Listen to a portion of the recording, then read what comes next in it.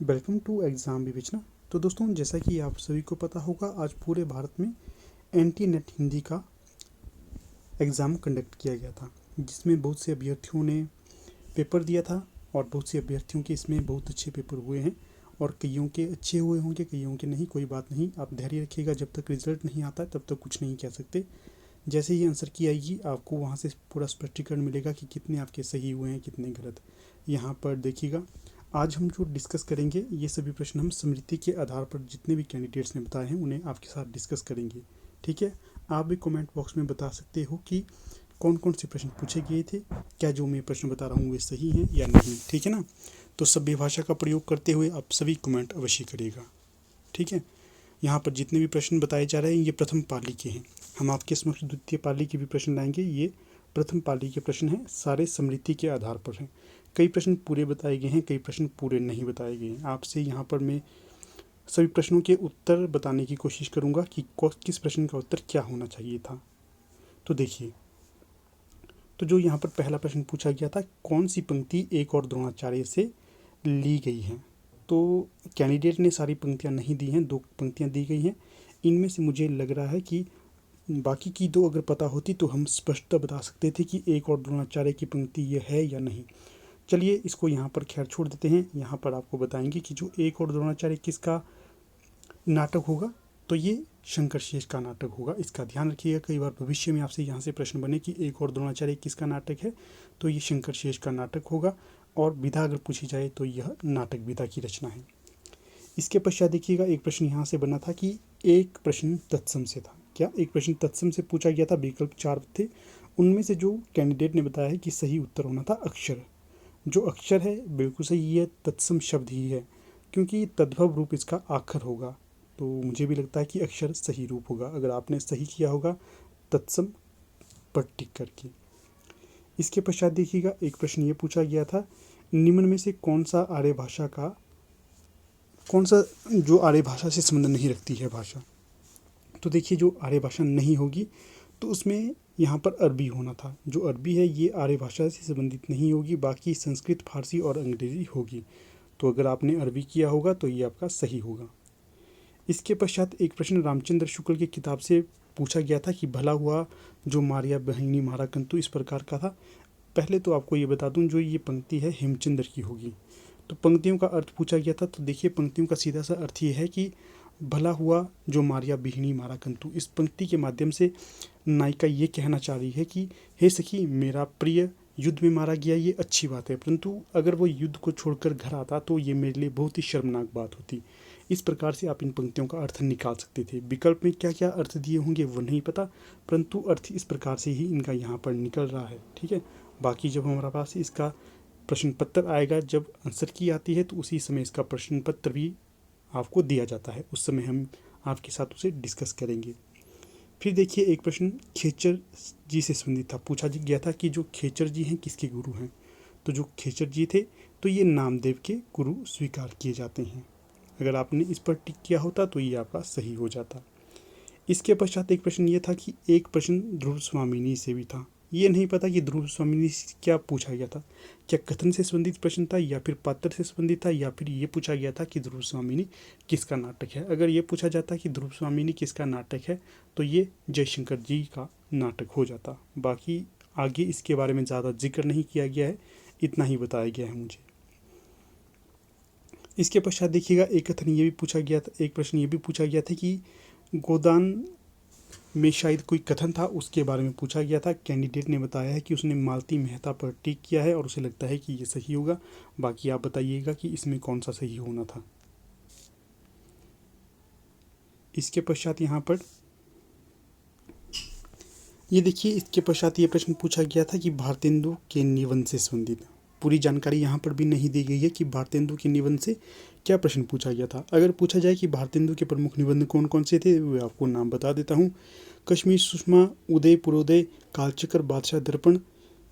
फिर देखिए, स्वर्ग में विचार सभा का अधिवेशन, जाति विवेचनी सभा, 5वें पैगंबर इत्यादि, भ्रूण हत्या, मणिकर्णिका नाटक, ईश्वर बड़ा विलक्षण है इत्यादि इनके प्रमुख निबंध माने जाते हैं। ये अगर निबंध से ये प्रश्न पूछा गया होता कि कौन सा निबंध है, तो ये मैंने आपको निबंध यहाँ पर बता दिए हैं, आप आइडिया लगाकर प्रश्न पूरा कर सकते हैं। फिर देखिएगा, एक प्रश्न पूछा गया था कि भूतिया परिवेश किस आत्मकथा से संबंधित होगा। तो जो भूतिया परिवेश है ये होना था मूर्धिया से। ठीक है, मूर्धिया यहाँ पर सही उत्तर हो जाता अगर प्रश्न ये होता कि भूतिया परिवेश किससे संबंधित है, तो ये मूर्धिया से हो जाता। एक प्रश्न देखिए पहेली से संबंधित था कि कोई पहेली दी गई थी, उसमें बताना था कि सही उत्तर क्या होता। तो कैंडिडेट ने कहा है कि अरहर की दाल उसमें सही हो जाता। कोई दाल के ऊपर पहेली पूछी गई थी खुसरो जी की, तो सही विकल्प अरहर बताया गया है। फिर देखिए यहाँ पर थोड़े से प्रश्न और पूछे गए हैं, ये पहले ही बता दिया। एक और द्रोणाचार्य से पूछी गई पंक्ति थी, आर्य भाषा से संबंधित नहीं, ये भी बता दिया है। ये हेमचंद्र जी की पंक्तियाँ भी हो गई। ये देखिए पंक्तियाँ कुछ इस प्रकार से थी, गौरी सुंदर पात्री, ऐसा के कुछ पहेली यहाँ पर प्रस्तुत की गई थी। इसके पश्चात एक प्रश्न ये पूछा गया था कि वो कौन सी रचना है जिसमें बच्चन जी ने अपने पूर्वजों को याद किया है या फिर पूर्वजों का जिक्र किया था। तो ये उनकी जो आत्मकथा थी, क्या भूलूं क्या याद करूं, इसमें ये जिक्र किया गया है बच्चन सिंह के द्वारा, हरिवंश राय बच्चन के द्वारा। हरिवंश राय बच्चन, इनकी ये आत्मकथा हो जाती, क्या भूलूं क्या याद करूं। फिर देखिए उदासी संप्रदाय पूछा गया था कि उदासी संप्रदाय के प्रवर्तक कौन है। तो जो गुरु नानक देव जी के सुपुत्र थे श्री हरिचंद, वे उदासी संप्रदाय के प्रवर्तक स्वीकार किए जाते हैं।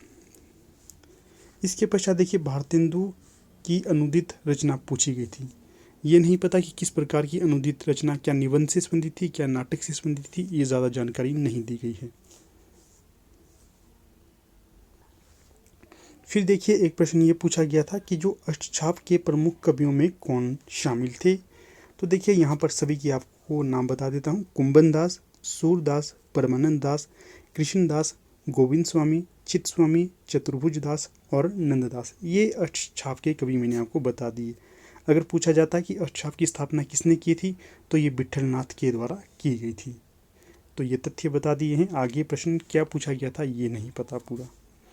फिर देखिए मम्मट की पंक्ति थी, तद्दोषौ शब्दार्थों इस प्रकार से बताई गई है, तो ये पंक्ति मम्मट की हो जाती। फिर द्वैतवाद से संबंधित विद्वान को पूछा गया था, तो ये मध्वाचार्य हो जाने थे। फिर देखिए द्विवेदी युग के निबंधकार के बारे में पूछा गया था कि कौन सा विद्वान द्विवेदी युग से संबंधित नहीं है, तो ये कुबेरनाथ बताया गया है। तो ये बिल्कुल सही हो जाता कि जो कुबेरनाथ है यह द्विवेदी युग से संबंधित नहीं होंगे। फिर देखिए एक प्रश्न अवारा मसीहा से भी पूछा गया था कि पूरा नहीं बताया है क्या पूछा गया था। अगर पूछा जाता अवारा मसीहा, इसमें किस विद्वान का या फिर किस उपन्यासकार का चरित्र चित्रण प्रस्तुत किया गया है, तो ये शरद चंद्र का हो जाता। अगर किसके द्वारा पूछा गया होता कि अवारा मसीहा किसके द्वारा लिखी गई है, तो यहाँ पर विष्णु प्रभाकर जी हो गए। विष्णु प्रभाकर के द्वारा अवारा मसीहा जीवनी को लिखा गया है और इसमें शरद चंद्र के बारे में बताया गया है। फिर देखिए एक प्रश्न था शिव शंभू के चिट्ठे, ये किस पत्रिका में प्रकाशित हुआ था। तो ये भारत मित्र नामक पत्रिका में प्रकाशित हुई रचना मानी जाती है। यहाँ पर आपको बता देता हूँ कि जो अंधा युग है ये धर्मयुग नामक पत्रिका में सर्वप्रथम प्रकाशित हुआ था। इसके पश्चात धर्मवीर भारती के द्वारा इसे लिखा गया था और यह एक गीति नाट्य है। तो ये तथ्य मेरे द्वारा प्रस्तुत किए गए हैं, बाकी पता नहीं है क्या प्रश्न यहाँ पर पूछा गया था। फिर परिंदे कहानी के पात्र पूछे गए थे, तो परिंदे कहानी के पात्र आपको बता देता हूँ, लतिका थी, मिसबुट थी, ह्यूबर्ट था और मुखर्जी थे। फिर राजा निर्बंसिया कहानी के भी प्रश्न या पात्र पूछे गए थे, तो जगपति, चंदा बच्चन सिंह और राजा रानी नामक पात्र यहाँ पर पाए जाते हैं। बाकी देखिए ऑप्शन नहीं दिए गए हैं। अगर ऑप्शन नहीं दिए गए हैं तो हम पूरा प्रश्न आपको नहीं बता सकते हैं कि क्या यहाँ पर सही विकल्प होगा। अपनी तरफ से मैंने ये बता दिया आपको कि जगपति, चंदा बच्चन सिंह और राजा रानी यहाँ पर जो पात्र थे। फिर देखिए ईदगाह कहानी थी जो प्रेमचंद्र जी की, यहाँ से भी एक प्रश्न पूछा गया था। देखिए जो ईदगाह कहानी है ये मुंशी प्रेमचंद्र की है। जो हामिद है ये इस कहानी का मुख्य पात्र है। इसके पश्चात नूरा और सामी भी इसके सहपात्र माने जाते हैं। हामिद की दादी है। अगर पूछा जाता कि ईदगाह कहानी का विषय क्या है, तो ये बाल मनोविज्ञानी पर आधारित कहानी है। यहाँ पर गरीबी बताई गई है, किस प्रकार से हामिद अपनी जो बचपन को गरीबी में गुजारता है, किस प्रकार से वो अभिलाषा रखता है कि उसके पिता अवश्य मेले से आएंगे और उसे तरह तरह के गिफ्ट लाएंगे। और हामिद का ये कहना है कि चाहे उसके पिता उसके लिए खिलौने ना लाएं, अच्छे वस्त्र ना लाएं, परंतु वो शीघ्र आएँ। तो इस प्रकार से इसका कुछ मैंने आपको तथ्य बता दिए हैं। यहीं तक मुझे ये प्रश्न उपलब्ध हुए हैं। तो देखिए, अगर इसके पश्चात अगर आपको कोई और प्रश्न याद आते हैं तो आप अवश्य बताइएगा, ताकि बच्चे डिस्कस कर सकें। तो ठीक है, अब यहाँ पर वीडियो का समापन कर लेते हैं। धन्यवाद।